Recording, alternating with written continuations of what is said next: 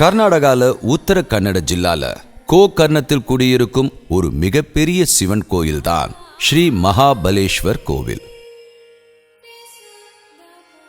கார்வார் நகரத்துக்கு பக்கத்துல அரபிக்கடலோட கரையில தான் இந்த கோவில் அமைந்திருக்கிறது. கங்கவெளி நதிக்கும் ஆகனாஷினி நதிக்கும் இடையில இருக்கிற புண்ணிய நகரமான கோகர்ண நகரத்துல ரொம்ப இதமான அற்புதமான சூழ்நிலையில தான் ஸ்ரீ மகாபலேஸ்வரர் கோயில் அமைந்திருக்கிறது. இங்க இருக்கிற பிரதிஷ்டையானது பிராணலிங்கம்ன்ற பேர்ல அறியப்படுது. அதே மாதிரி இத ஆத்மலிங்கமாவும் ஆராதிக்கிறாங்க. இங்க மகாபலேஸ்வரன் மேற்கு நோக்கி தரிசனம் தராரு. அரபிக்கடலை நோக்கி அருள் பாலித்துக் கொண்டிருக்கிறார். இந்த கோவிலுக்கு வர பக்தர்கள் இந்த கடற்கரையில நீராடுறத ரொம்ப புனிதமா கருதுறாங்க. அதே போல இங்க திதியும் கொடுப்பாங்க. இது பெருமாள் பக்தர்கள் அனுஷ்டிக்கும் ஆச்சாரமான விஷயங்கள். அதைத் தொடர்ந்து இவர்கள் மகாபலேஸ்வரர் கோயிலிலிருந்து சில மீட்டர்கள் தள்ளி இருக்கும் ஸ்ரீ மகா கணபதி கோவிலிற்கு சென்று அவரையும் வணங்குகிறார்கள்.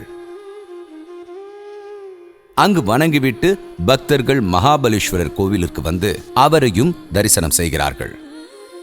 முழுக்க முழுக்க வாஸ்துக்களின்படி இந்த கோகர்ணத்தில் அமைந்திருக்கும் இந்த திருக்கோவில் அமைக்கப்பட்டிருக்கிறது. இது 4ஆம் நூற்றாண்டில் கட்டப்பட்டது. கிரானைட் கற்களால் தான் இந்த கோவிலை வடிவமைத்திருக்கிறார்கள். சதுர வடிவிலான சாலை கிராம பீடத்தில் தான் ஆத்மலிங்கத்தை பிரதிஷ்டை செய்திருக்கிறார்கள். பீடத்தின் நடுப்பகுதியில் ஒரு சிறிய துவாரமும் இருக்கிறது. அதிலிருந்து மேலிருக்கும் ஆத்மலிங்கத்தையும் பக்தர்களால் தரிசிக்க முடியும். உத்தரகாசி வாரணகாசி போன்றே இந்த கோகர்ணத்தில் அமைந்திருக்கும் இதுவும் தர்ஷன காசியாக அறியப்படுகிறது. 108 சிவாலயங்களில் வடக்கு பகுதியில் அமைந்திருக்கும் ஒரே கோவில் இதுதான். கோவிலை ஒட்டியிருக்கும் திருக்குளம்தான் கோடி தீர்த்தம். இங்கு ஸ்நானம் செய்வதால் கோடி புண்ணியம் கிடைக்கும் என்பது பக்தர்களின் நம்பிக்கை. கர்நாடகாவில் அமைந்திருக்கும் 7 முக்தி கோவில்களில் இந்த கோவிலும் ஒன்று. கர்நாடகாவில் இருக்கும் ஏராளமான இந்துக்கள் தங்கள் குடும்பங்களில் ஏற்படும் மரண சடங்குகளை இங்கு நடத்துவதை புண்ணியமாக கருதுகிறார்கள். கர்நாடகத்தில் இருக்கும் மற்ற 6 முக்தி தலங்கள் உடுப்பி, கொல்லூர், சுப்பிரமணிய, கும்பசி, கோட்டேஸ்வரா, சங்கர நாராயணா போன்ற கோவில்கள் தான். கொச்சியிலிருந்து மும்பை வரைக்குமான தேசிய பாதையான NH 66 கோகர்ண மகாபலேஸ்வரர் கோவிலின் அருகாமையின் வழியாக தான் கடந்து போகுது.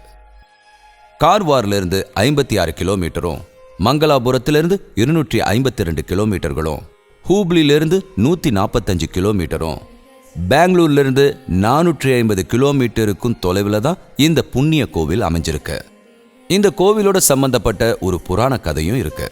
ஒரு தடவை ராவணன் பகவான் பரமேஸ்வரன் கிட்ட தன்னோட அன்னையான கைகேசி பூஜை செய்வதற்காக ஒரு லிங்கமும் தனக்கு உமாதேவியை விட சுந்தரியான ஒரு மனைவியும் வரமாக கேட்டான். பக்தனோட தவத்தால மகிழ்ச்சியடைந்த பகவான் தனது இதயத்திலிருந்து ஆத்மலிங்கத்தை அவனுக்கு பரிசாக அளித்தார். உமாதேவியை விட அதிசுந்தரி இந்த உலகத்திலேயே இல்லாததால் உமாதேவியையே ராவணனுக்கு கொடுக்கவும் செய்தார். ஆனால் தேவியையும் ஆத்மலிங்கத்தையும் பூமியில் வைக்கக்கூடாதென்று அவனுக்கு உபதேசமும் அளித்தார். ராவணன் ஆத்மலிங்கத்தை தலையிலும் உமாதேவியை தோள் மீதும் வைத்துக்கொண்டு இலங்கைக்கு கிளம்பிவிட்டான். தேவி கூடவே சிவகணங்களும் அவர்களோடு புறப்பட்டார்கள். மகாவிஷ்ணு கோகர்ணத்தில் பிராமண ரூபத்தில் ராவணனை பார்க்கவும் ராவணன் அவரிடம் சொன்ன கதைகளை கேட்டு சிரித்துவிட்டு இவள்தான் சுந்தரியா என்று கேட்டார். ராவணன் அந்த சமயத்தில் உமாதேவியை பார்க்கும் பொழுது அவர் கரும் உருவத்தில் காட்சியளித்தார். அதை கண்ட ராவணன் தேவியை அங்கேயே விட்டுவிட்டு ஆத்மலிங்கத்தோடு இலங்கைக்கு கிளம்பி சென்றான். தேவேந்திரன் கேட்டபடி கணபதி பிராமணன் ரூபத்தில் பசுக்களை மேய்த்துக்கொண்டு அந்த இடத்திற்கு வந்தார். சந்தியாவந்தனத்திற்கு நேரமானதால் கணபதியிடம் ராவணன் ஆத்மலிங்கத்தை ஒப்படைத்துவிட்டு நதியில் குளிப்பதற்காக கிளம்பினான். கணபதி ஆத்மலிங்கத்தை அங்கேயே பிரதிஷ்டை செய்துவிட்டு பசுக்களோடு மறைந்தார். ராவணன் திரும்பி வரும்பொழுது கடைசியாக இருந்த பசு மறையவும் அதன் காதை திருகி பிடித்து அந்த காது அவன் கைகளோடு அருந்து வந்ததாகவும் ஐதீகம் இருக்கிறது. கணபதி பூமியில் வைத்த ஆத்மலிங்கத்தை எவ்வளவோ முயற்சி செய்தும் ராவணனால் பெயர்த்தெடுக்க முடியவில்லை.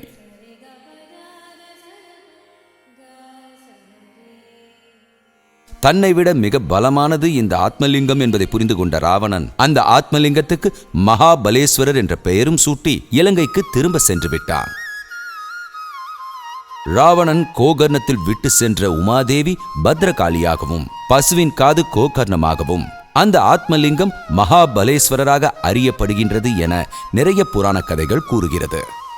7ஆம் நூற்றாண்டில் நாயன்மார்கள் என்று அழைக்கப்படும் 63 நாயன்மார்கள் எழுதிய பவித்திரமான சைவ கிரந்தமான தேவாரத்தில் விவரிக்கப்பட்ட 225 புண்ணிய ஸ்தலங்களில் ஒன்றுதான் இந்த கோகர்ணம்.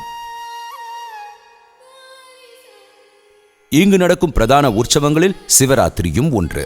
மாசி மாதம் கிருஷ்ணபட்ச சதுர்த்தி என்று அமாவாசைக்கு முதல் நாள் வருவதுதான் சிவராத்திரி. அன்றைய நாள் இங்கு நடக்கும் ரதோற்சவம் மிகவும் பிரபலமானது. மகா கணபதி கோவிலிலிருந்துதான் ரதோற்சவம் ஆரம்பமாகிறது. சித்தி விநாயகர் தான் இங்கு கணபதியாக பிரதிஷ்டை செய்யப்பட்டுள்ளார். இங்கிருக்கும் கணபதி சிலை கிரானைட் கற்களால் வடிவமைக்கப்பட்டிருக்கிறது. ஏராளமான பக்தர்கள் தினந்தோறும் வரும் புண்ணிய பூமி இது. ஒருமுறை விஜயநகர பேரரசர் இங்கு வந்து தரிசித்ததாகவும் துலாபாரம் கொடுத்ததாகவும் சரித்திரம் சொல்கிறது. 1665 மராட்டிய சக்கரவர்த்தியான சத்ரபதி சிவாஜி இந்த கோவிலுக்கு வந்து தரிசனம் செய்திருப்பதாக கூறப்படுகிறது. அது மட்டுமல்லாமல் இங்கிலீஷ் டிராவலரான பிரையான் இந்த கோவிலுக்கு வந்ததாகவும் இங்கு நடந்த சிவராத்திரி உற்சவத்தில் பங்கேற்றதாகவும் கூறப்படுகிறது. அவர் இந்த கோவிலில் நடக்கும் சிறப்பு பூஜைகளை பற்றியும் திருவிழாக்களை பற்றியும் தனது புத்தகத்தில் விரிவாக எழுதியுள்ளார். எந்த வேண்டுதலும் இல்லாமல் வரும் பக்தர்களுக்கு கூட அவர்களின் ஆசை நிறைவேறுவதாக கூறப்படுகிறது. இங்கிருக்கும் சிற்பங்கள் நம் மீது அருள்மழை பொழிவதை போல் இருக்கிறது. ஏற்ற தாழ்வுகள் இல்லாமல் அனைவரும் இறைவனுக்கு முன்னால் சமம்தான். ஸ்ரீ மகாபலேஸ்வரர் சன்னதி மக்களுக்கு அருளை பொழிவதோடு அவர்கள் மனதில் பேரமைதியையும் நிலைக்க வைக்கிறது.